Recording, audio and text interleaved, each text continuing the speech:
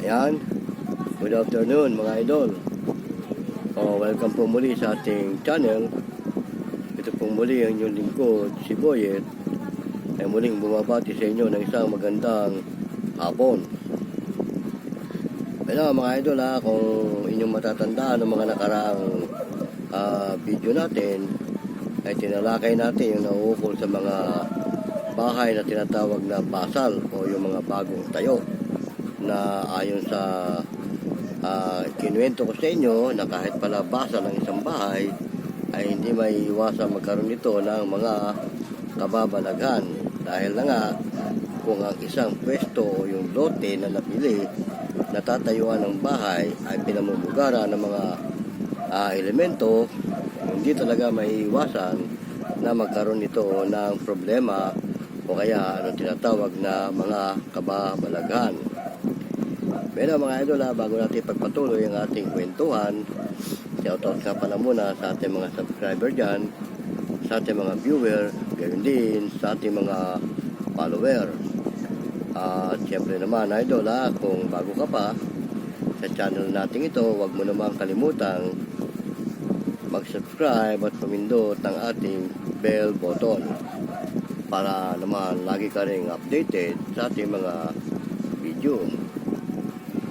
Bueno mga idol, samang kayong panig ng ating bansa naroon, ay muli ko kayong binabati ng isang magandang hapon. At nawa ay nasa mabuti tayong kalagayan hanggang sa mga oras na ito. Bueno idol, ituloy na natin ang ating kwentuhan na may kaugnayan sa larangan ng construction. Dahil alam naman nyo, itong inyong lingkod ay dating construction worker. Ang paksa ng ating tatalakayin, kaugnay rin ito ng mga nakaraang video natin tungkol sa mga bagong bahay na itinatayo. Tinalakay din natin sa mga nakaraang video natin yung tungkol sa sistema ng mga pagpupunsoy sa isang lote bago ito tayuan ng bahay, para walang anumang mangyayaring bulilyaso o anumang mga insidente na nagaganap tulad sa mga ibang mga nakaraan na nagkakaroon ng aberya ang isang construction, lalo kung ang construction na itatayo ay basal. Naikwento ko rin ng mga nakaraan sa aking mga video, kung inyong natatandaan, tinalakay din natin yung sistema ng kaibigan kong kontraktor sa larangan ng pagkukontrata, kung paano siya mangontrata sa kanya mga nagiging amo sa opisina ng mga construction firm na kanyang pinapasukan. At ayon sa kanyang kwento, kapag siya nangungontrata, kasama sa kanyang kontrata yung kabuuan ng kanyang kasuotan. At kung magkano di umano ang halaga ng kanyang kasuotan, ay yun ang nagiging presyo niya sa per cubic meter na kanyang kinukontrata. At ayon pa sa kanya, nanggaling din ang mga ganong idea sa mga engineer na kanyang mga nakakausap o mga nakakahalubilo sa larangan ng construction. Lalo kapag sila ay nag-good time, gino-good time niya mga engineer at mga arkitekto at iba pang mga nasa opisina na dapat pumirma sa kanyang kontrata, lalo na kapag siya ay kukubra na ng pera. Para nga naman, huwag kang pahirapan sa iyong kontrata kung ikaw ay kukubra na. At ayon pa sa kanya, kailangan marunong ka magpadulas sa opisina. Huwag mong panginayangan yung tig 1,000 ibibigay mo sa bawat isang pipirma para mapadali ang iyong mag-release ng iyong pera. At ng mga panahon na yun, yung halaga ng 1,000 na ipagkakalob mo sa bawat pipirma, malaking halaga na yan ng mga panahon noon. Kaya nga sabi nga niya, kapag ikaw ay malatuba sa iyong pangungontrata, malatuba rin ang lahat ng iyong makakaharap sa opisina at lalo kang mahihirapan sa iyong kontrata. Tulad nga raw ng kanyang airpot na hindi marunong magpadulas o hindi marunong maglangis sa mga tiga-opisina, pinahihirapan siya sa kanyang kontrata. Kaya nga, ang advice nga niya sa mga kapwa niya kontraktor, kung kayo sabi niya mangungontrata, kailangan pag-aralan yung maigi yung galaw at kalakaran sa opisina na inyong pinupuntahan na pinagkukunan ng inyong kontrata para naman maging malapit ka sa kanila at hindi ka pahihirapan. Siya nga naman, ayon sa kanyang kwento, anino pa lang niya pag nakitang dumating sa opisina, talagang buhay na ang mga taga-opisina dahil alam nila na oras na makakubra ng pera, meron silang tigi 1,000. At yung 1,000 nga naman nung panahon na yun, ay malaki na yun. Nakangapa nga naman, pipirma ka lang, may 1,000 ka, wala kang kahirap-hirap. Bukod pa roon, good time niya yung mga dapat niyang i-good time na mga opisyalis sa opisina na may kaugnayan doon sa kanyang kontrata. Ganon nga naman ang isang uri ng kontraktor na matalino. Kasi nga naman sa panahon natin, lalo sa panahon natin ngayon, kung ikaw ay balatuba, wala kang mapapala. Balatuba rin ang lahat mong makakaharap sa opisina, tulad nung nangyayari sa kanyang airpack. Kaya nga, ang advice niya sa kanyang mga kapwa kontraktor, anuman ang uri ng inyong kinukontrata, huwag kayong balatuba sa mga tiga-opisina. Dahil nandiyan ang buhay ng iyong kontrata. Pag ikaw balatuba, alam mo na kung anong mangyayari sa kontrata mo. At saka, sabi niya, anumang uri ng kontrata, ay meron niyang retention na tinatawag. Tapos na ang trabaho mo, kapag ikaw balatuba, yung retention mo, hindi mo agad makukuha. At pag binamalas-malas ka, tapos na ang project, yung retention mo, nakabinbin. Pero sabi niya, pag marunong ka maglangis, at bukas ang palad mo sa mga tiga-opisina, matatapos ang kontrata, wala kang retention. Wala ka nang babalikan. Kasi, bakit? Marunong ka alam mo yung kalakaran sa kanila. Ganon, sabi niya, kapag ikaw isang kontraktor, huwag mong pairalin sa sarili mo na yung kabig ka lang ng kabig. Ang punto de vista niya rito, kailangan, kung marunong kang kumabig, marunong ka rin magpaluwag. At siya, hindi niya inaagabyado ang kanyang mga tao pagdating sa trabaho. Pag malaki ang kontrata niya at mataas ang presyo niya, malaki rin ang bigay niya sa per cubic sa kanyang mga tauhan. Kaya ganun din naman ang advice niya, kapag malaki ang inyong kontrata, huwag niyo namang gigipitin ng inyong mga trabador. Dahil nga naman, tama rin yung kanyang prinsipyo, nabubuhay ka sa iyong mga tao, nabubuhay din ang mga tao mo sa iyo. Pero higit sa lahat, kung wala kang tao, wala kang kontrata. At kung may kontrata ka man, wala kang tao, sinong gagawa nung kontrata mo? Di ba tama? Ganon. Kaya nga, ang advice nga niya, kahit nga sa airport niya, nung salukuyang magkasama pa sila sa pangungontrata, ang sabi niya, Papski, kapag ikaw mangungontrata, huwag kang balatuba sa mga tiga-opisina para hindi ka mahirapan sa kubransa ng iyong accomplishment.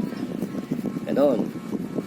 Ngayon, sa mga kontraktor ng mga excavation, bali, yung stepfather ko, kontraktor din yun. Ang kanya naman, puro swimming pool. Yung stepfather ko, medyo may pagkabalatuba din yun sa sistema ng kanyang pangungontrata. Ako naman, bilang anak-anakan niya at ang pakilala niya sa mga tiga-opisina, anak niya ako. Kaya kuminsan, ako ang inuutosan niya mag-submit ng accomplishment. Ngayon, ang style na ginagawa ko, kagaya ng style nung kaibigan kong kontraktor. Pagdating ko sa opisina, isasubmit ko na yung accomplishment ng aming trabaho, binubulungan ko na kagad yung pinaka-head doon. Sabi ko, sir, ilan kayo dito na dapat mag-approval o pumirma dito sa aking accomplishment? Pag sinabi niya, ba't mo tinatanong? Wala naman, basta gusto ko lang malaman kung ilan kayo para naman alam ko kung sino-sino ang mga magiging boss ko o sino-sino ang mga magiging amo ko kapag ako lagi nandito. Gusto ko kasi silang makilala at makaharap. Sabi niya rin sa pinaka-mayor na kausap niya, Yun ang sabi ko doon sa pinakamayor na kausap ng stepfather ko. Oo. Ngayon, sabi nung mayor na yon, hindi ko naman babanggitin ang kanilang mga pangalan dahil kasi, siyempre, para sa kapakanan ng Manila, yun, binabahagi ko lang, sinishare ko lang sa inyo yung naging karanasan din namin bilang isang construction worker. At the same time, nangungontrata nga yung stepfather ko at parang kumbaga pagka ako ang kanyang substitute. Ngayon, yung nanay ko naman, minsan kasama rin namin sa opisina, lalo pag nagbakasyon yung stepfather ko, ako ang parang tumatay yung substitute niya. Ngayon, ang ginawa ko, sabi ko doon sa stepfather ko, para hindi tayo masyadong pahirapan sa opisina, gayahin natin si yung tinutukoy ko na kinukwento ko sa inyo. Hindi na natin babanggitin ang kanilang mga pangalan. Sabi ng stepfather ko, baka naman malugi tayo sa sistema ng gusto mong mangyari. Sabi ko, bakit naman tayo malulugi? Laki-laki naman ng kontrata natin, di ba? Laki-laki ng kontrata mo. Kasi kako, pagka nagbalatuba tayo sa opisina, yung mga ako napapansin minsan ang submitted natin ng accomplishment natin tuwing 2 linggo magsasubmit tayo ng accomplishment natin. Tapos pangatlong linggo, final na, finish na. Di ba? Di ba nahihirapan tayo? Ang advice ka sa akin, nung kakilala natin na isang contractor din, na yung mag-ama, ganun din ang advice niya sa kanyang tatay. Kaya ako, kung pakikinggan mo yung gusto kong mangyari, salamat. Kung hindi naman, wala tayong magagawa. Kung gusto mo talaga yung ganun sistema na magbalatuba tayo, okay lang din yun. Pero pag balatuba ka, balatuba din ang opisina check. Kita mo, di ba, minsan nadidelay tayo ng sweldo, ng kuha ng pera. Ganon. Sabi niya, sige, ikaw ang bahala kung ganyan ang gusto mo mangyari, pero ang akin lang, baka naman tayo mas short niyan sa pagpapasweldo sa tao. Sabi ko, hindi. Basta kako, sundan mo lang yung gusto ko. Gusto ko lang may experience kako, yung tinuro sa atin o tinuro sa akin nung kaibigan din nating contractor. Kaya ganun ang style niya.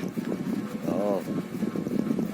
So, ganun nga ginawa ko. Pagdating sa opisina, nung tanungin ko nga kung ilan sila doon, pinakilala naman sa akin isa-isa. Sabi ko kasi, sir, yung airpot ko ang kausap nyo rito, at ako naman bilang anak niya, pinagkakatiwala niya minsan sa akin itong trabaho, kaya ako ang inuutusan niya rito. Ngayon, gusto ko lang kasi makilala kung sino mga superior, para naman kilala ko rin kung sino mga tiga-opisina. Ganun ba? Di ganun nga. Pinakilala sa akin kung sino-sino sila. O yun nung makilala ko na, sabi sa akin, ano ba yung accomplishment mo? Patingin nga, sinabit ko yung accomplishment sa swimming pool. Kasi 50%, tapos 75%, tapos na. Ngayon, sabi sa akin, ito yung sinasabit mo na 50% accomplishment nung ginagawa nyo. Ganito kalaking halaga, ganito kalaki yung cubic na inabot. Sa tingin mo ba, ito sapat ba? O baka naman, gawa-gawa mo lang ito Tapos pag binisita namin yung project hindi naman pala tama yung isasabit mo. Sabi niya, magkakaproblema tayo dyan. Sabi ko, sir, hindi ako magsasubmit dito ng hindi tama doon sa sistema ng trabaho namin. Dahil kasi unang-una, di ba may retention naman tayo? Uunahin lang muna namin dito yung para sa tao. Kasi importante yung kailangan ng tao yon. Ngayon, yung para sa amin, sa huli na yon. Ganun ba? Baka pwede ka kung pirmahan nyo na to para bukas, pakubra ko na yung pera. Asan ba sabi niya yung airpot mo? Ba't ikaw Ikaw ko, meron siyang ibang, naka-out of town ka ako siya, meron siya ibang kausap na ganito rin sa trabaho rin. Kaya ako muna pasamantalang pinaharap niya rito sa opisina. Diba, pinakilala naman niya ako sa inyo dito nung una pa. Sabi niya, pag wala ako, pag wala siya, ako nga ang kapalit. Okay, di pinirmahan. So, Nung kinabukasan, kukubra na ako ng pera. Nung may bigay na sa akin yung pera, sabi sa akin, bilangin mo muna bago ka lumabas ng opisina. Pag may problema ka dyan, hindi ka, at bumalik ka rito, hindi na namin sagot yan. Kaya dito pa lang, bilangin mo na. So yung sa madalit sabi, yung kukubrahin ko yata bilang ano ng tao, noon, yung 75,000 na halaga ng pasweldo ng tao noon, malaki na yun. Oo, yung 75,000. Kasi nasa 130,000 yata yung kontrata ng trabaho. So, 75 ang ginawa ko, para kasi nagdududa, bakit ang laki? More than 50% ka naman, di ba? Oh, may sa 50% yung kinukuha ko, sa 130 lang yung kontrata ko. 75 kinukuha ko. Dapat baliktad. 75 dapat ang remaining. Kaya parang nagdududa. Then, nung kinabukasan, nung bilangin ko, tama naman. Walang labis, walang kulang. So, ang ginawa ko, ginaya ko yung style nung nagturo sa akin, nung kinukwento ko nga sa inyo na magaling na kontraktor.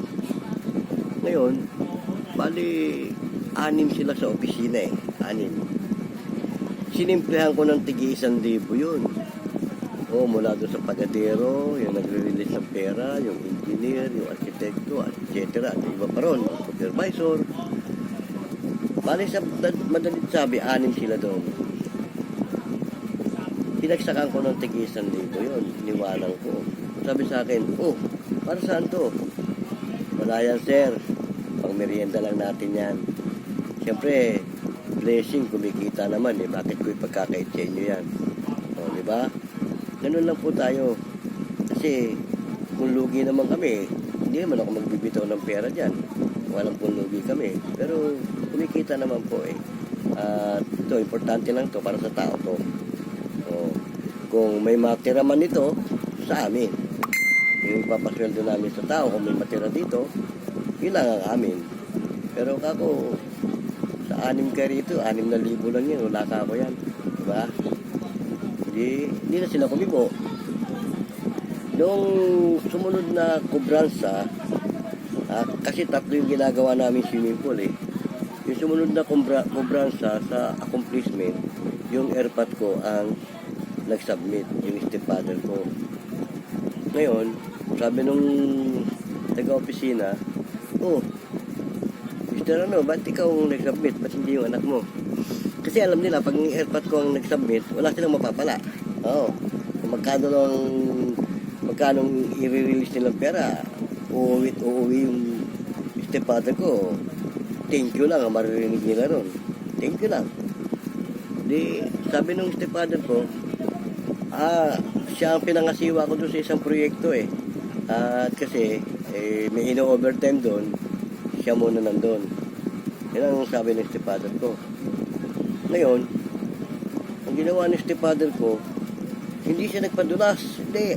Kasi ayaw nga niya ng ganun eh. Kasi katuwiran niya eh, laki-laki ng opisina eh. Ba't kailangan? Hindi gano'n. Pag uwi niya, sabi ko hindi ka pa pinahirapan? Sabi niya, hindi naman. Ito sabi niya, nung pagkatapos pirmahan, pinaantay lang ako. Ito na, nirelease na. Sabi ko, magkano binagsak mo? Wala, sabi niya. Ba't ako magbabagsak doon? Balik ako. Ako na lang bahala doon. Kano? Ganon. Yung bandang uli, nung pumunta ako minsan, na nag-submit ako nung isang placement namin, sabi nung taga-opisina, oh boy, buti ikaw nag-submit ito. Kamusta yung airpot mo? Sabi ko, siya naman kakong na gano'n sa kabilang project. Minamadali rin kasi kako yun eh. At bubuhusan daw.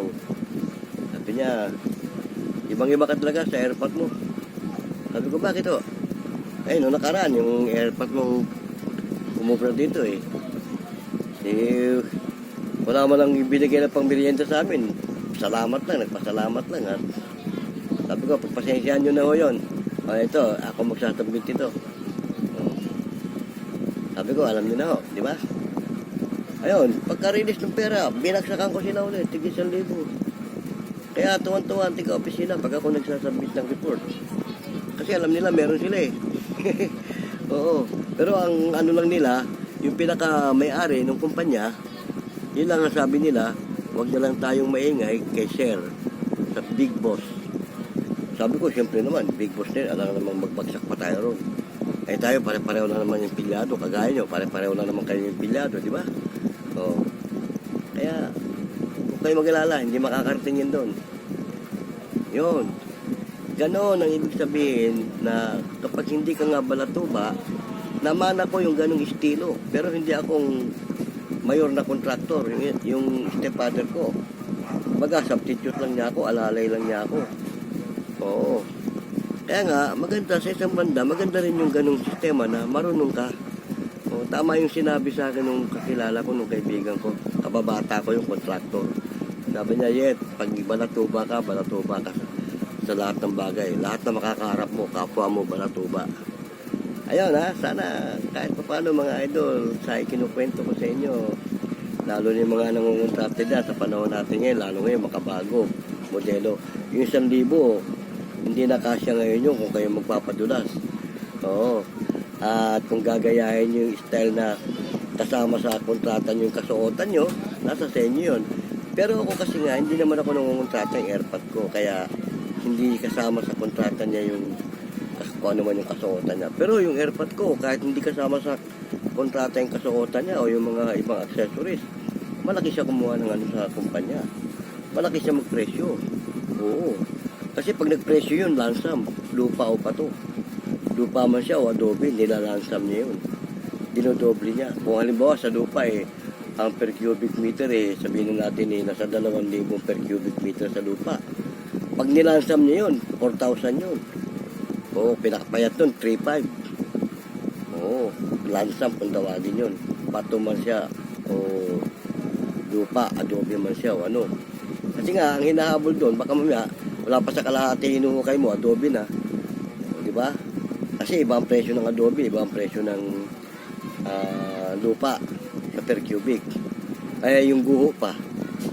O, kaya yung airpot ko, malaki siya mag-estimate sa sistema. Bueno sana kahit paano nakakuha kayo ng idea, lalo doon sa mga idol natin na mga nangungontrata. Pero wag naman masyado na yung ika nga garapal, yung ilalagay lang natin sa tama. Bueno ito pong muling inyong lingkod, si Boyet ng Vlogs TV. Pansamantala nagpapaalam. Kung may mga comment kayo, lagay nyo lang dyan. Sasagutin natin yan. Tatalakayin natin. Ganon din kung may katanungan kayo. Ha? Bueno, hanggang sa muli. Paalam!